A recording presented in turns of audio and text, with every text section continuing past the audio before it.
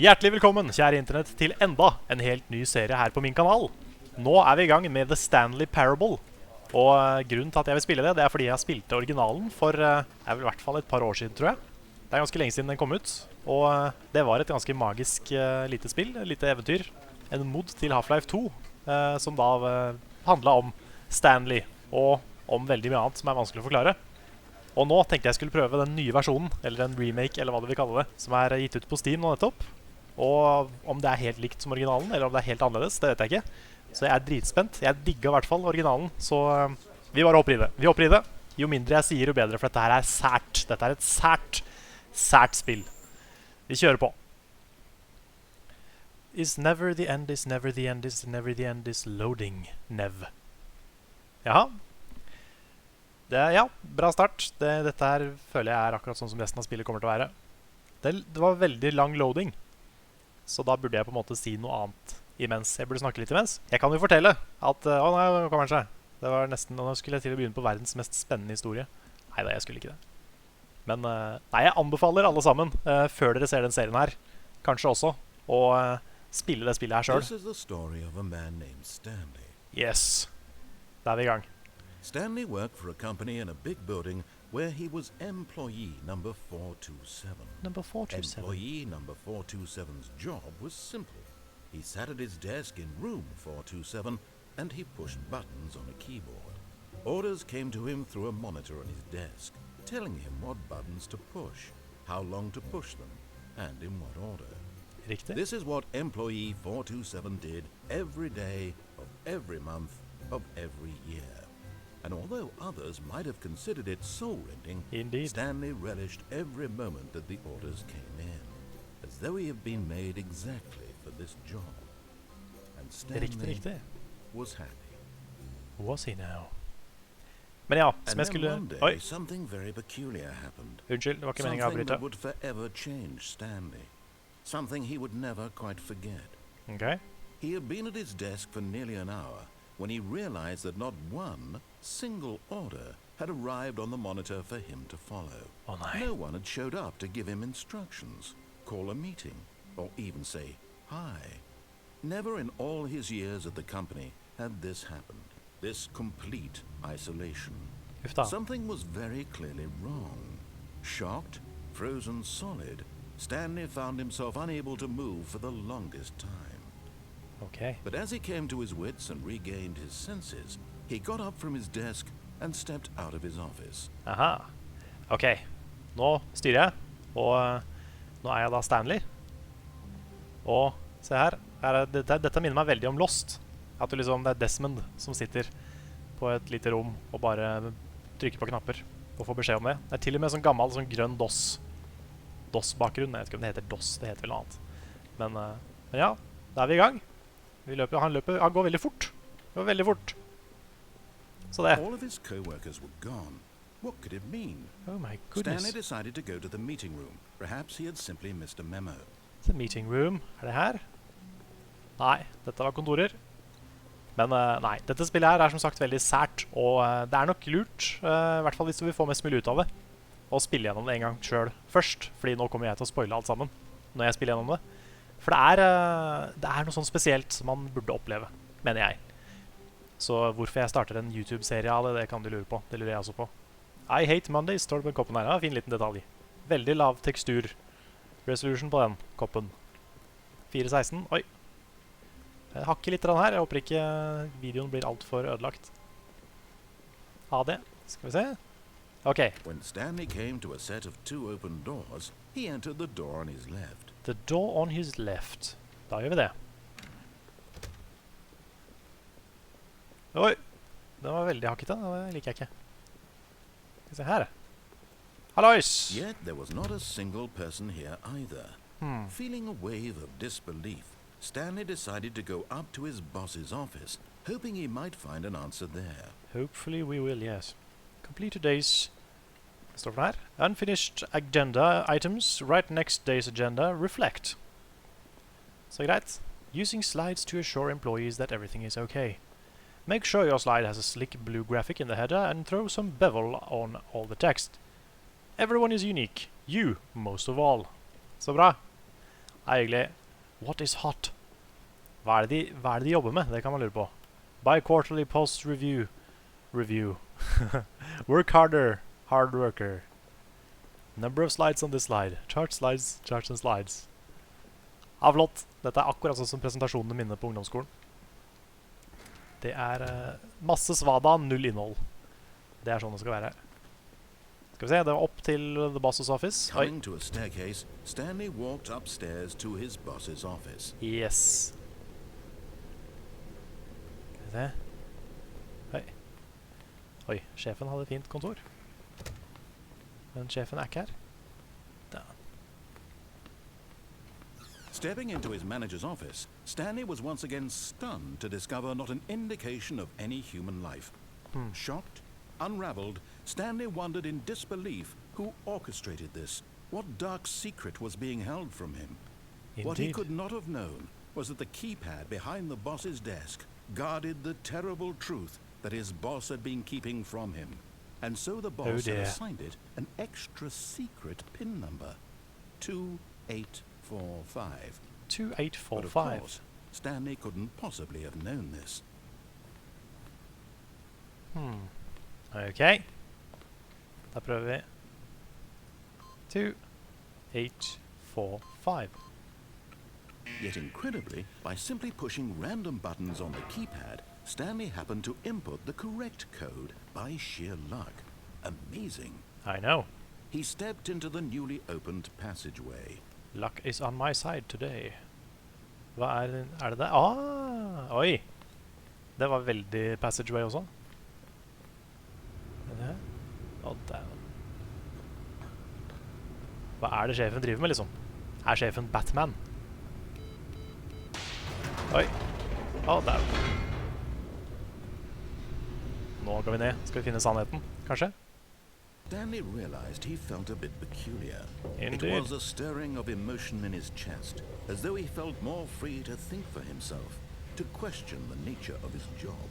Why did he feel this now, when for years it had never occurred to him? This question would not go unanswered for long. Så dette er første gang Stanley tenker over livet sitt, over hva var poenget med det hele. Hva er det Stanley egentlig walked som... straight Oi! ahead through the large door that read Mind Control Facility. Oh shit. Escape. Oi. Oi. Ok, vi får gå inn og se hva som skjer. Kom igjen. Her er det sikkert ikke noe skummelt eller noe farlig i det hele tatt. Oi. Ok. Hva nå? Trykk på knappen. The lights rose on an enormous room packed with television screens. What horrible secret did this place hold? Stanley thought to himself. Did he have the strength to find out? Did he know? Dette her er akkurat sånn som USA holder på. Det er en skjerm for hver person i hele verden. Så sitter USA der og bare noterer at i dag spiste Karl cornflakes. Høy risiko, høy trussel for amerikansk sikkerhet. Skal vi se. Now the monitors jumped to life, Oi. their true nature revealed. Each bore the number of an employee in the building. Yep. Stanley's co-workers. The lives of so I knew many it. individuals reduced to images on a screen. And Stanley, one of them, eternally monitored in this place where freedom meant nothing.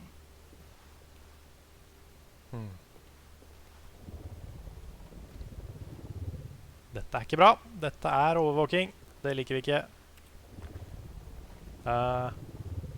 Skal vi bort her? Kanskje?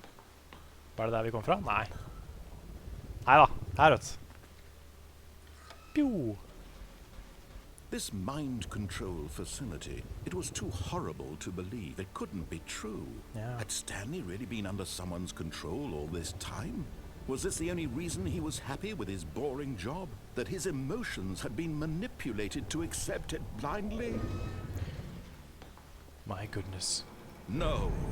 He refused to believe it. He couldn't accept it. His own life in someone else's control? Never. It was unthinkable, wasn't it? Was it even possible? Had he truly spent his entire life utterly blind to the world? It would seem he had. Here was the proof. The heart of the operation. Controls labeled with emotions. Happy, or sad, or content. Walking, eating, working. All of it monitored and commanded from this very place. And as the cold reality of his past began to sink in, Stanley decided that this machinery would never again exert its terrible power over another human life. Indeed. For he would dismantle the controls once and for all. So he would. Hvor? Der. Eller her borte. Dismantle the controls. Kanskje opp i... Skal vi se, offline. Nei. Det liksom, jeg liker at alt har sånn 1 og 2 knapper. Det er veldig lett. Det er veldig lett jobb å gjøre det her. Å styre the minds of mange 100 mennesker. 4. Ok. Betyr det at jeg må trykke 4 ganger? Eller betyr det at det er knapp nummer 4? Ja. Nei. Greit, det står jo 01420001. Kanskje det er koden. Det kan hende. Dette her kan jeg ikke huske fra originalen, så det kan godt hende dette her er annerledes. Hvis ikke så har jeg bare veldig dårlig hukommelse. Her ok. 1, 2... Skal vi se, det er 0521.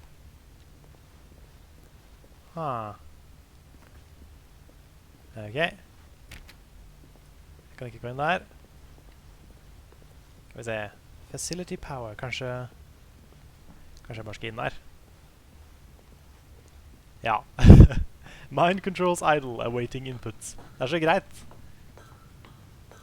Det er sånn space rocket waiting for launch. Press a button and you discover the universe. Of the room's power, he knew it was his duty, his obligation, to put an end to this horrible place and to everything it stood for. Yes. Off.